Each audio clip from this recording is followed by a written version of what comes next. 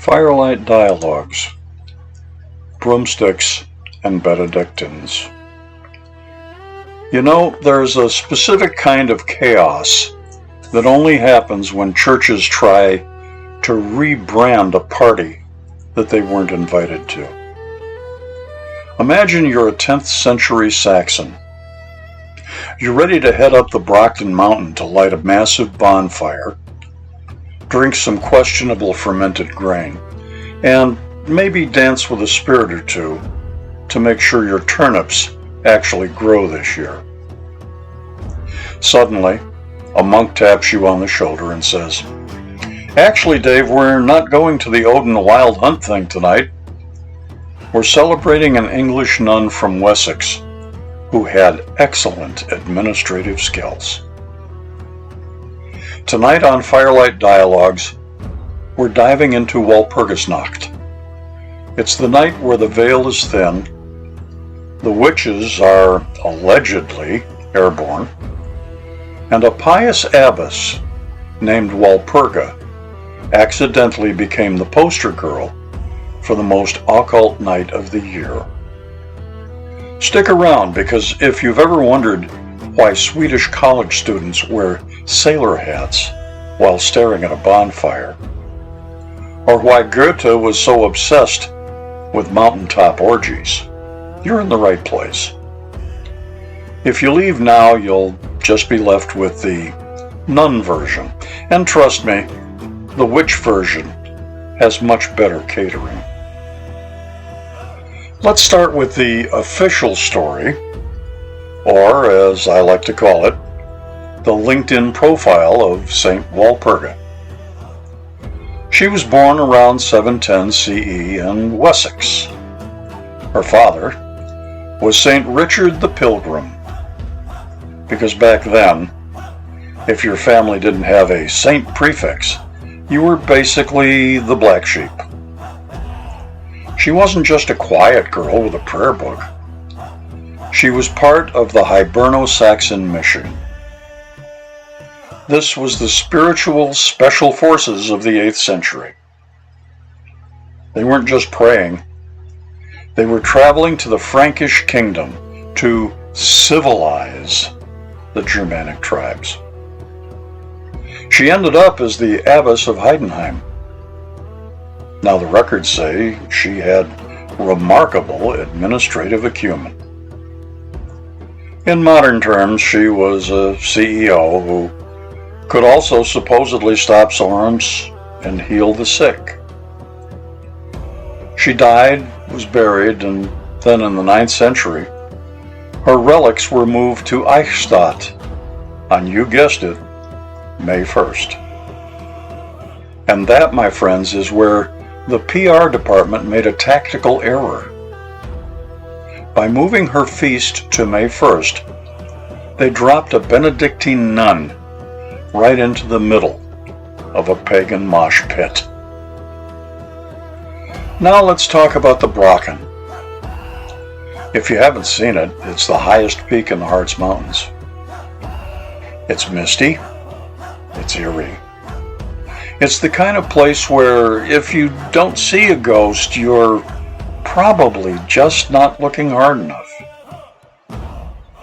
While the church was busy talking about Walpurga's spiritual leadership, the locals were still looking at the calendar. April 30th to May 1st is a liminal space. Liminal. That's a fancy word scholars use for the doors are unlocked and the weird stuff is getting in. It's the transition from the dark half of the year to the light. So, enter the witches. Popular folklore, and later guys like Goethe and Faust, painted a very vivid picture. Witches flying on broomsticks to the Brocken to have a summit with the devil. Why broomsticks? Some say it's connected to hallucinogenic flying ointments made from plants like nightshade. If you rub enough belladonna on a wooden staff and then rub it, well, let's just say you don't need a passport to travel to the astral plane. Then you've got the Wild Hunt. Spectral riders led by Odin, or Woden, tearing through the sky. It's essentially the 8th century version of a biker gang made of ghosts. The bonfires weren't just for light. They were a no vacancy sign for malevolent spirits. Keep moving, Odin. We're trying to grow some barley here. Fast forward to today. If you go to Sweden for Valborg, the witches have been replaced by choir-singing university students. They light the Mai Brazor, huge bonfires, to burn the winter's trash. It's the ultimate spring cleaning. They put on their white student caps, sing songs about the sun, and drink a truly impressive amount of punch. It's less satanic sabbat and more, I'm glad I don't have to wear a parka anymore. But for the esoteric crowd, Walpurgisnacht is still a power night. Whether you're into scrying with fire, honoring the divine feminine, or just trying to align your vibrations with the blossoming spring, the energy is the same. It's an acknowledgement that we are part of a cycle. We try to name these nights after saints, or cover them with festivals of light. But the core remains. Humans have a deep-seated need to stand around a fire and yell at the darkness until the sun comes back. So, whether you're lighting a candle in a cathedral or a bonfire on a hillside, remember that Walpurgisnacht is about the threshold. It's about being brave enough to stand in the gap between what was and what will be.